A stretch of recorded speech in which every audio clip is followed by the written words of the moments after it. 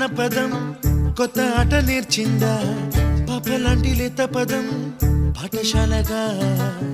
కూనలమ్మ జానపదం పల్లె దాటి వచ్చిందా చవళిల జానతనం పాట చూపగా కుంచెలో దాగే చిత్రాలు ఎదురొచ్చేలా అంతటా